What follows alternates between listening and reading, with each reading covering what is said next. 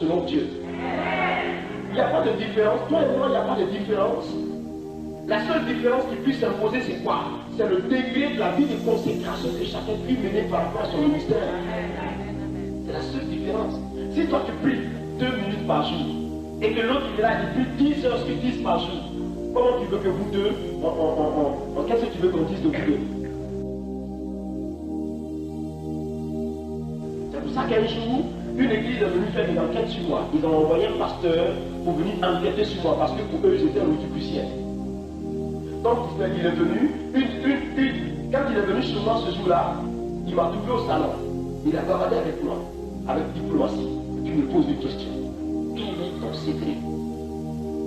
Il dit, mais quel secret tu me demandes? Tu me demandes quel secret? Il y a quel secret là? Hein? J'ai ouvert la Bible, je vais montrer, et voici le secret.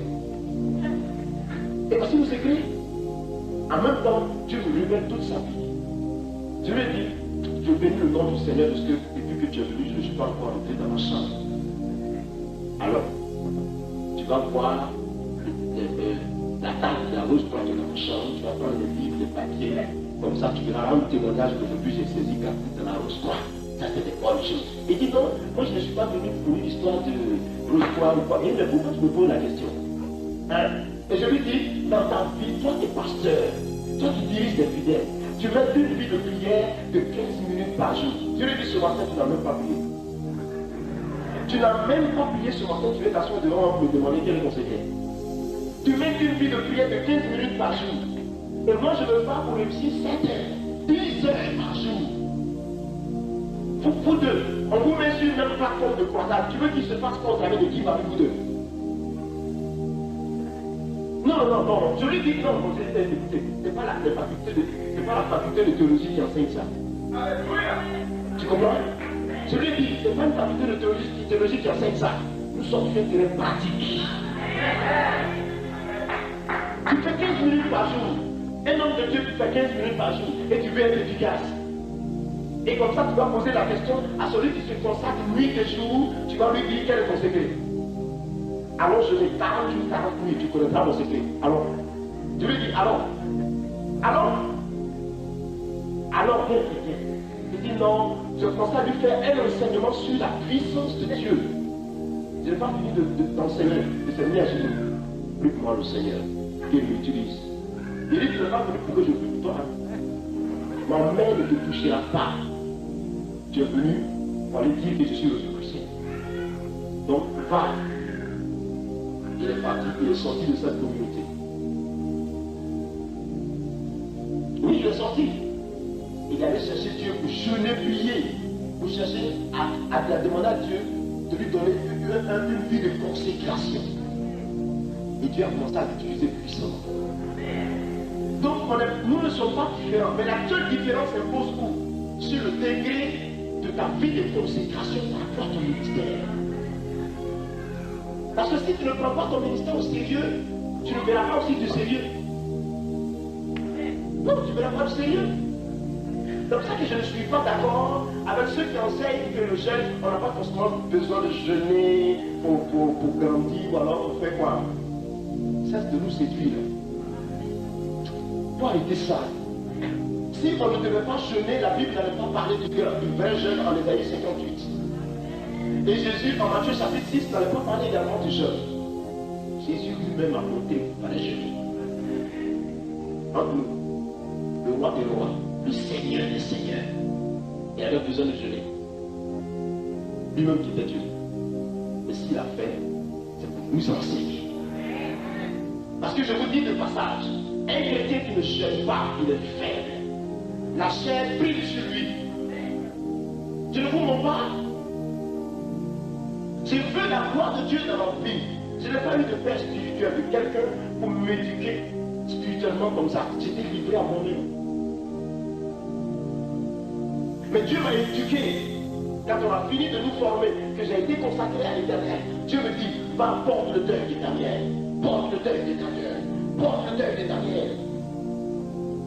Je suis allé séjourner dans la présence de Dieu 21 jours, 21 nuits. Je suis revenu. 6 mois après, Dieu me dit, rentre, jeûne pour cette nation. Je suis allé 30 jours, 30 nuits. Je suis ressorti. 6 mois après, Dieu me dit, pars. jours, 40 nuits, je suis parti. Et quand j'ai fini, je marchais à 4 pattes. Je partais à 4 pattes comme ça. Parce que je n'avais plus de force, j'étais aveugle. Mais depuis ce jour, la gloire de Dieu s'est déclenchée dans ma vie sans arrêter jusqu'aujourd'hui. C'est ça que je ne supporte pas. Je ne supporte pas les enseignements. On dit aux gens, non, vous n'avez pas besoin de jeûner. Toi-même, tu dis que moi je n'ai plus de sais. Même Paul, l'apôtre Paul, sur la mer sur laquelle il est difficile de voyager sur la manger. Paul jeûne pendant 14 jours. Suivi de Max. Il était à nous. Ils ont jeûné, le Saint-Esprit est descendu. Quand vous voyez cher, les poissons accueillis la vous voulez venir au combattant, vous voulez gagner, mais vous n'avez pas envie de devenir spirituel. Il faut être spirituel. Le jeûne est aussi spirituel. Le chrétien doit se dire que le jeûne fait partie de la vie du croyant. Non, le jeûne ce n'est pas une circonstance. Jamais. C'est faux. Ce n'est pas une circonstance. Non, le jeûne n'est pas circonstanciel. Le jeûne fait partie de la parole de Dieu. Dieu aime quand le chrétien jeûne. Quand le chrétien jeûne, il connaît de grands résultats. Vous voulez vaincre Satan et vous êtes charnel. Vous voulez vaincre Satan et vous êtes assis dans la chair. Vous ne savez pas que plus le chrétien jeûne, plus la chair meurt et plus l'Esprit de Dieu prend le dessus. Amen, amen. Tous les jeûnes que j'ai faits par la grâce de Dieu, j'ai toujours vu le résultat avant de sortir. Pendant que je suis dans le jeûne, ce que j'ai demandé, c'est déjà accompli. Amen.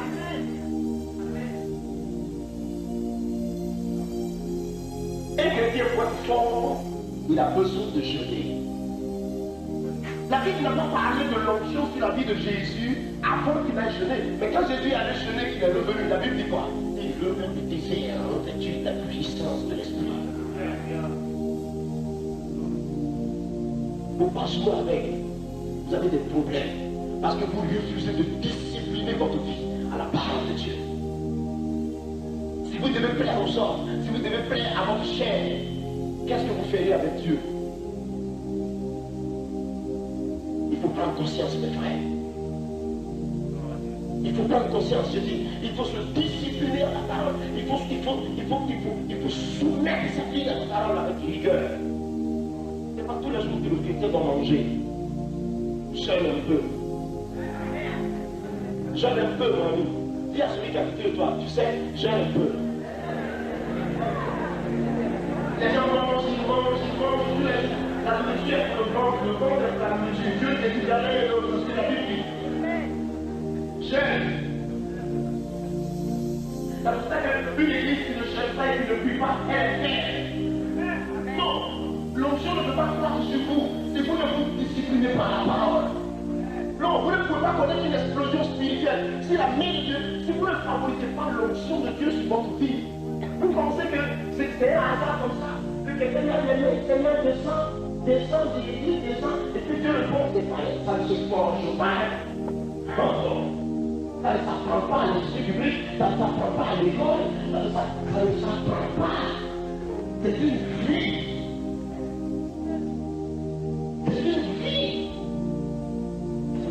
Quand vous voyez l'étoile de Dieu, posez-lui la question, il y a une histoire de l'église. Remplie de mots de passe, de preuves, elle était élevée. C'est pas ça.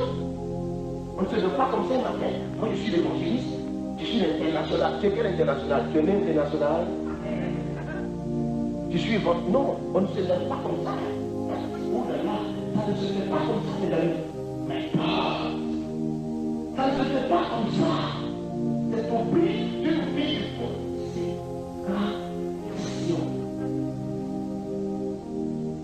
Tout le monde vit quand il pleut. Tout le monde mange si ne mange pas. Tout le monde dort si ne dort pas. Tu comprends? Tout le monde joue quand tu ne joues pas. Pendant que les gens dansent, tes larmes, tu as des larmes aux yeux. Pendant qu'ils sont en train de manger, que tous les jours à genoux comme ça, au pied de la montagne de Jésus. Je vous dis la vérité. Vous pensez que le succès arrive comme ça dans le Seigneur? Le succès n'arrive pas si tu ne te sous-disciplines pas Dieu. Il faut se discipliner. C'est une rigueur. C'est une rigueur. Non, parce que vous êtes en France ici, vous avez la vie toujours, la vie est simple. Rien n'est simple. Jésus, pour sauver l'humanité, a payé le prix. Toi aussi, si tu veux faire mieux, paye le prix. C'est vrai. J'ai vu la puissance de Dieu. J'ai vu l'onction de Dieu. Tu ne peux pas me blaguer par rapport à l'onction. J'ai vu Dieu soulever des foules. J'ai vu la puissance de Dieu mettre à terre une foule de 2000 personnes par une seule commande sur le Saint-Esprit. J'ai vu, je suis arrêté, me maintenu, je vois tout le monde depuis devant jusqu'à derrière, plus de 1000 personnes à terre dans la même minute. J'ai vu les morts ressuscités à la gare, en pleine gare, on emmène les morts, ressuscite-toi, ils se lèvent. J'ai vu les femmes sacrées.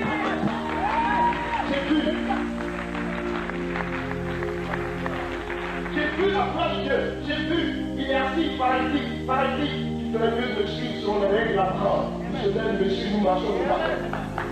J'ai vu ça. Une femme enceinte depuis 14 mois qui n'avait pas entendu, sous le coup de Dieu, elle à l'hôpital, elle enfante un beau garçon.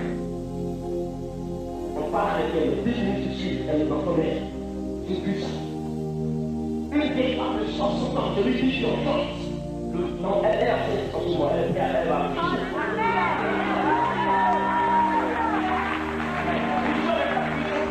On ne joue pas avec la puissance du Saint-Esprit. C'est pour cela que quand Dieu se manifeste dans votre vie, la règle du jeu est l'humilité. La plus totale. Je ne suis pas à Paris si vous dites, tout le monde a pris, je ne suis pas arrivé à Paris, si les gens ne peuvent pas s'exprimer, qui sont nous. Ils sont nous. Dis-moi à celui qui a côté, ils sont nous. Grâce à Dieu. Parce que Dieu le veut, il l'a fait.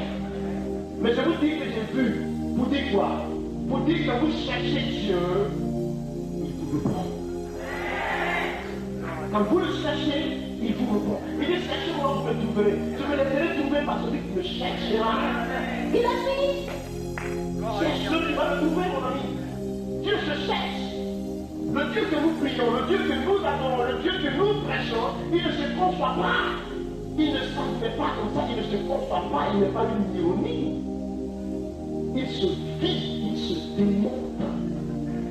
Si A plus B égale à B, ou alors A à B, si 2 plus 2 égale à 4, avec Jésus, quand tu fais telle chose, le résultat est temps aussi. C'est clair. Ah oui. Ça, j'en suis convaincu. On ne peut pas me détourner de ça.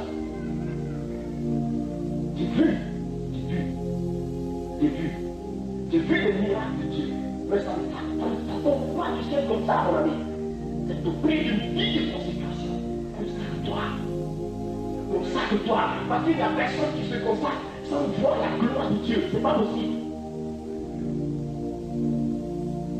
Une femme est morte, elle devait accoucher. L'enfant est né, elle est morte dans son ventre, elle-même est morte avec lui. Elle est morte plutôt avec lui.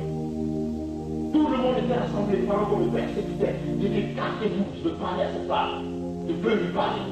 J'arrive, la femme revient à la vie, encore sort. La puissance de Dieu visite le corps.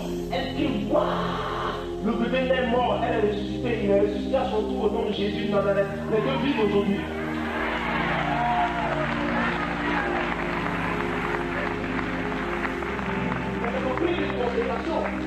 Le pas dans la télévision, tu dois se faire.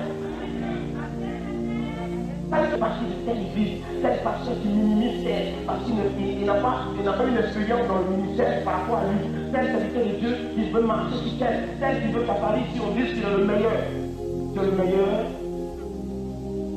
Il ne faut pas énerver Jésus.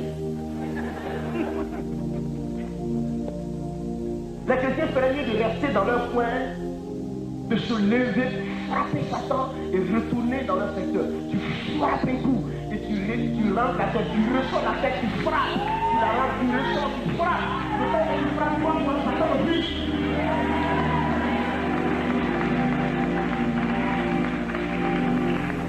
Malgré l'opposition, il veut veulent pas embarquer tout le pays au rythme de la puissance de Dieu. Claire. Je vous dis la vérité, je ne mens pas. Il y a des gens qui sont parmi nous ici, qui vivent. J'ai vu une vie spirituelle tout à l'heure. Je sais pas où elle est. Ma copine, tu es où là? Là voilà. Dieu te bénisse. Demandez-lui, il va vous dire. Demandez-lui. Tu étais à cette croisade là, non? À Marguerite Chantrou.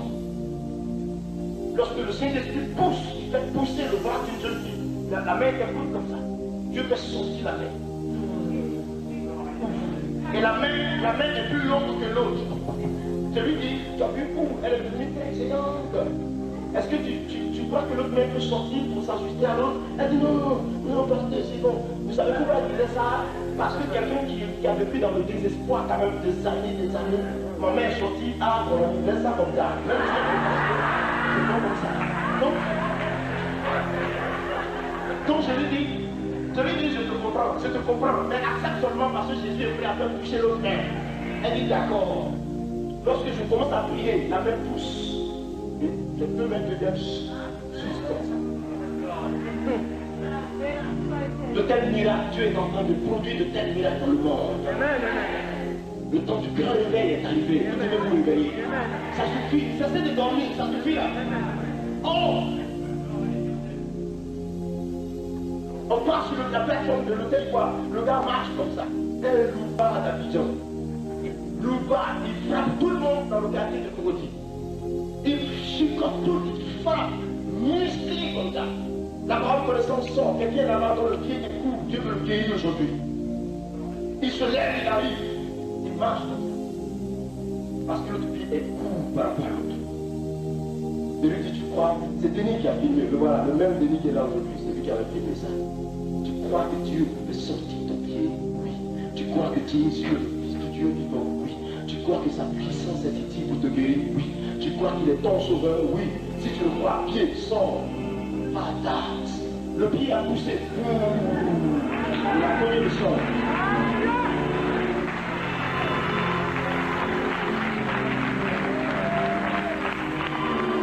Quand le pied a poussé, il a commencé à marcher correctement comme ça. Toute la salle l'avait vu. Il arrive au quartier ce matin-là. Tout le monde le regarde. Comment il est devenu là? Tout le monde a pensé à le regarder. Comment il est devenu? Il a commencé à crier.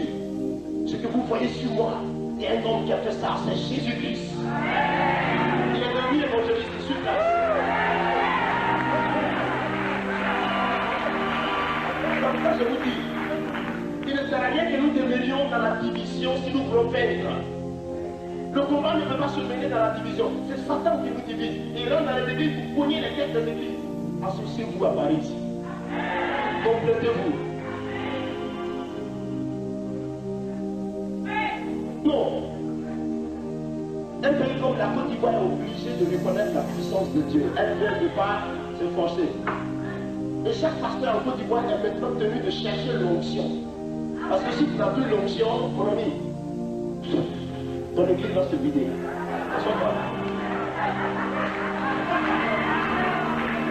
Ah non, mais c'est la vérité. Mais c'est la vérité. Où on vient à l'église pour vivre, où on vient pour mourir. Parce que tu vois, l'église est puissante. L'église est puissante. Il n'y a pas une puissance dans le monde qui est plus que la puissance que l'église a. Alléluia. Mais c'est parce que l'église elle-même ne reconnaît pas son droit, elle ne pense que son nom. Depuis que vous avez entendu que le ministre français est dans le pouvoir, qui s'est levé pour aller prier pour lui? Non, qui s'est levé pour aller prier pour lui? Je n'ai pas dit qui a prié pour lui à la maison. Vous voyez, vos autorités sont malades. Vous ne pouvez pas vous lever pour aller prier pour lui. Hein? Mais demandez au moins. Demandez si l'État peut permettre. Si je connaissais la porte, tu serais parti. Montez-moi la porte. Moi j'ai envie de prier pour lui. J'ai envie moi.